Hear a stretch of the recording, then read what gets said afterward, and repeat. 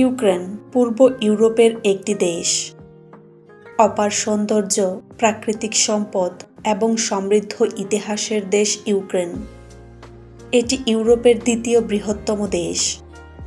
1991 সালে Soviet union বিভক্ত হওয়ার আগ পর্যন্ত সোভিয়েত ইউনিয়নের অংশ ছিল ইউরোপের এই দেশটি।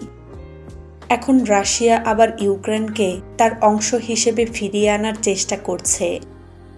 ফলে দুই দেশের পরিস্থিতি ক্রমাগত উষ্ণতার দিকে মোড় নিচ্ছে। আজকে আমাদের এই ভিডিও সাজানো হয়েছে ইউক্রেন সম্পর্কে বিস্ময়কর কিছু তথ্য নিয়ে।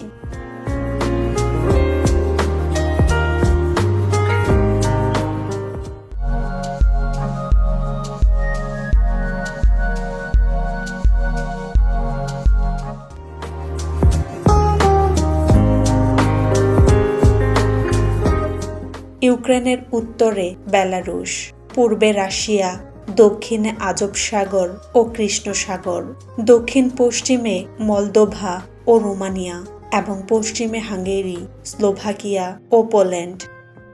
ইউক্রেনের রাজধানী কিয়েভ, যা দেশের রাজনৈতিক, অর্থনৈতিক ও সাংস্কৃতিক কেন্দ্র।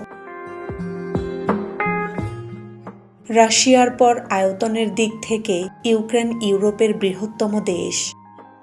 60,03,628 বর্গ কিলোমিটার আয়তনের দেশটির জনসংখ্যা অবশ্য সেই তুলনায় অনেক কম, প্রায় 4,36,00,000। ইউক্রেনের ইতিহাস হাজার বছরের পুরনো। ইউক্রেনের মাঝ দিয়ে বয়ে গেছে নিপার নদী। এই নদীকে কেন্দ্র করেই ইউক্রেনে মানবজাতির বসবাসের শুরু। বলা হয়ে থাকে প্রায় 1.5 লক্ষ বছর আগে কৃষ্ণ সাগর পাড়ি দিয়ে ইউক্রেনে আসে ককেশীয় এবং বলকানরা। ইউক্রেনের মাটিতে মানবজাতির পথ চলা তাদের মাধ্যমেই শুরু। এটি প্রাচীন স্লাভিক সভ্যতার একটি গুরুত্বপূর্ণ অংশ ছিল। মধ্যযুগে ইউক্রেন কিয়েভার রুশের কেন্দ্র ছিল, যা পূর্ব স্লাভিক জনগণের জন্য একটি গুরুত্বপূর্ণ রাজনৈতিক ও সাংস্কৃতিক কেন্দ্র হিসেবে বিবেচিত হতো। কিয়েভান রুশের পতনের পর ইউক্রেন বিভিন্ন শক্তির মধ্যে বিভক্ত হয়ে পড়ে, যার মধ্যে পলিশ লিথুয়ানিয়ান কমনওয়েলথ, অটোমান সাম্রাজ্য এবং রাশিয়ান সাম্রাজ্য উল্লেখযোগ্য।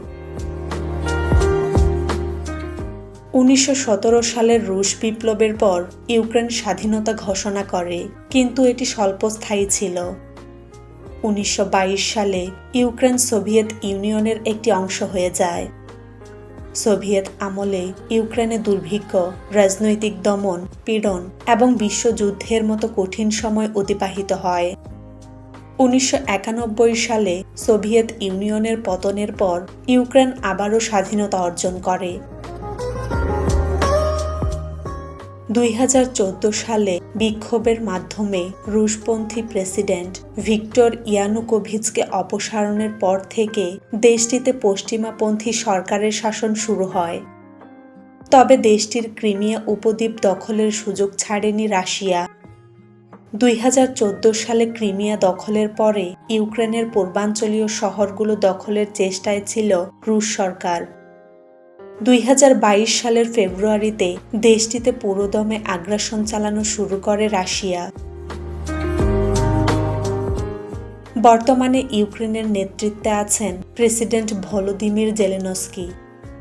প্রেসিডেন্ট হওয়ার আগে টেলিভিশনে একটি কৌতুক অনুষ্ঠানে প্রেসিডেন্টের চরিত্রে অভিনয় করেছিলেন তিনি।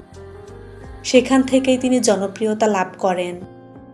এরপর 2019 সালে তার servant of the people party নির্বাচনে জয়ী হওয়ার মাধ্যমে দেশটির কার্যনির্বাহী ও আইনসভার নিয়ন্ত্রণ লাভ করেন তিনি। প্রেসিডেন্ট হওয়ার পর প্রথম ভাষণে পূর্বাঞ্চলীয় এলাকা থেকে রুশ দখলদারিত্ব অবসানের প্রতি গুরুত্বারোপ করেন জেলেনস্কি। 2022 সালে দেশটিতে রুশ বিরোধী প্রতিরোধে নেতৃত্ব দিয়ে বিশ্বব্যাপী আলোচনায় আসেন তিনি। রাশিয়ার আক্রমণের পরে দেশটিতে সামরিক আইন জারি করেন জেলেনস্কি। সংকটকালে দেশটির নেতৃত্বে অবিচল থাকায় বিশ্বব্যাপী প্রশংসিত হচ্ছেন তিনি। ইউক্রেনীয় প্রতিরোধের প্রতীক হিসেবে আখ্যায়িত করা হয় তাকে। ইউক্রেনের সংস্কৃতি, তার ইতিহাস এবং ভৌগোলিক অবস্থানের কারণে বৈচিত্র্যময়। ইউক্রেনীয় সংস্কৃতি স্লাভিক ঐতিহ্য, খ্রিস্টান ধর্ম এবং স্থানীয় রীতিনীতির মিশ্রণে গঠিত। ইউক্রেনীয় ভাষা দেশের সরকারি ভাষা, যা সিরিলিক বর্ণমালায় লেখা হয়। ইউক্রেনীয় সঙ্গীত, নৃত্য এবং শিল্প তাদের অনন্য স্টাইলের জন্য পরিচিত। ইউক্রেনীয় লোকসঙ্গীত এবং নৃত্য যেমন হোপাক বিশ্বব্যাপী জনপ্রিয়। ইউক্রেনীয় শিল্পীরা তাদের চিত্রকলা, ভাস্কর্য এবং সাহিত্যের মাধ্যমে দেশের ইতিহাস এবং সংস্কৃতিকে চিত্রিত করে। ইউক্রেনের জাতীয় সাজ পোশাক হল বিশিবাঙ্কা। অন্যান্য পোশাকের চেয়ে এটি আলাদা কারণ এতে ইউক্রেনের নিজস্ব এমব্রয়ডারি কাজ রয়েছে। লিলেনের তৈরি পরিষ্কার সাদা শার্ট আর তাতে হাতে সেলাই করা ফ্লোরাল আর অর্নামেন্টাল ডিজাইন, এই হলো বিশিবাঙ্কার বিশেষত্ব। ইউক্রেনের ছেলে মেয়ে সবাই এই পোশাক পরেন। ইউক্রেনীয় রান্নাও তাদের সংস্কৃতির একটি গুরুত্বপূর্ণ অংশ। বোর্স্ট একটি বিট ভিত্তিক স্যুপ, ইউক্রেনের জাতীয় খাবার হিসেবে বিবেচিত হয়।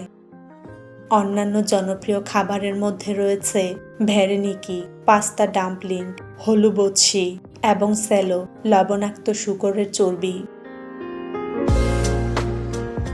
ইউক্রেনের অর্থনীতি কৃষি, শিল্প এবং সেবা খাতের ওপর নির্ভরশীল। দেশটি তার উর্বর কালো মাটির জন্য পরিচিত, যা এটিকে ইউরোপের রুটির ঝুড়ি হিসেবে পরিচিত করে তুলেছে।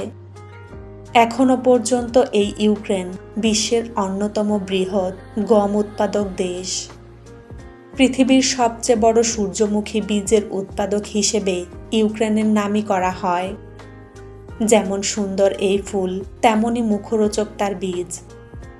অনুমান করা হয় যে ইউক্রেনের সূর্যমুখী কৃষিজমির মোট আকার পুরো স্লোভেনিয়ার সমান হতে পারে। ইউক্রেন গম, ভুট্টা, সূর্যমুখী তেল এবং অন্যান্য কৃষিপণ্যের প্রধান রপ্তানিকারক।